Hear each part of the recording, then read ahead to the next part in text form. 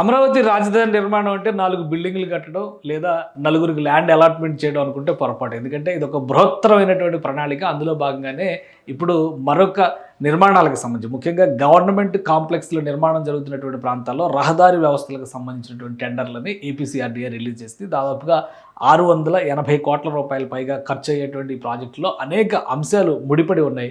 ఎక్కడైతే assembly, secretariat, అలానే AP high court permanent buildings ఇవన్నీ కూడా వస్తున్నాయో ఆ ప్రాంతంలో వివిధ రకాలైనటువంటి ఇన్ఫ్రాస్ట్రక్చర్ డెవలప్మెంట్ అనేది దీని సారాంశం. ఒకసారి చూద్దాం అసలు ఏమేమి డెవలప్మెంట్కి వస్తాయి, ఏ అంశాలను. ఇది గవర్నమెంట్ మ్యాప్ అంటే మాస్టర్ ప్లాన్లో కీలకమైనటువంటి భాగంగా దీన్ని మనం చూస్తాము. ఇది మొత్తం కూడా ఈ స్ట్రెచ్గా ఉన్నటువంటి ప్రాంతం అంతా కూడా గవర్నమెంట్ ఐనవోలు నుంచి చూస్తే ఇక్కడ కృష్ణా తీరం వెంబడికి వచ్చేటువంటి ఇది కృష్ణా నది. ఈ ప్రాంతంలో చూస్తే ఈ మొత్తం ఈ బ్లాక్స్ అన్ని కూడా వివిధ విభాగాలకు సంబంధించినటువంటి వ్యవస్థలు. ఇక్కడ మనం డీటెయిల్గా కూడా చూడొచ్చు. ఎగ్జిస్టింగ్ రోడ్లు, టౌన్షిప్లు, కాలనీలు, అలానే బ్లూ మార్క్లో ఉన్నటువంటి మిక్స్డ్ యూజ్ చేసేటువంటి జోన్స్, వీటన్నిటిని కూడా ఎప్పుడో డీమార్క్ చేసి ఉన్నాయి, అన్నీ కూడా నోటిఫై చేసి ఉన్నాయి. మొత్తం కొండమరాజుపాలెం నుంచి తుళ్ళూరు ప్రాంతం, పరిసర ప్రాంతాల్లోకి వచ్చేటువంటి కీలకమైనటువంటి ప్రాంతం అంతా ఇది గవర్నమెంట్ స్ట్రక్చర్. అయితే గవర్నమెంట్కి సంబంధించినటువంటి భవనాలు నిర్మించినప్పుడు అక్కడ రావాల్సినటువంటి ఇన్ఫ్రాస్ట్రక్చర్ ఏంటి, దీనిపైన కూడా సిఆర్డీఏ గతంలోనే కసరత్తు చేసింది.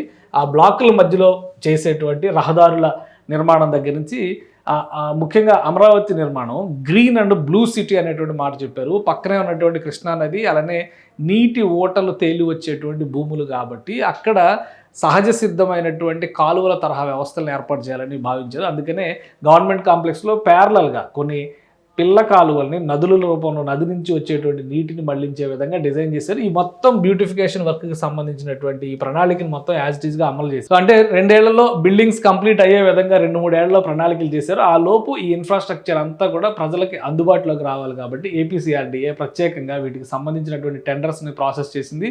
గవర్నమెంట్ ఇచ్చినటువంటి ఆదేశాల మేరకు ఆల్రెడీ అప్రూవల్స్ వచ్చినాయి కాబట్టి దానికి సంబంధించినటువంటి ప్రకటన చేసేసింది. ఈరోజు రిలీజ్ చేసినటువంటి టెండర్స్ని ఒకసారి మనం చూస్తే కనుక గత 2 రోజులుగా దీనికి సంబంధించి పర్యవేక్షణ బాధ్యత అంటే RFB engagement for project management consultant for completion of balance works in multi storied quarters of 18 towers S+12 ఇవన్నీ కూడా ఎమ్మెల్సీ క్వార్టర్స్ సంబంధించినటువంటి పనులు. అలానే ఇది ఇన్ఫ్రాస్ట్రక్చర్కి సంబంధించి RFB engagement for landscape architect providing comprehensive designs and landscape water wise bridges extra in Amaravati government complex. ఇది Amaravati government కాంప్లెక్స్కి సంబంధించినటువంటి ప్రణాళిక. దానిలో నుంచి చేసేటువంటి ఇది.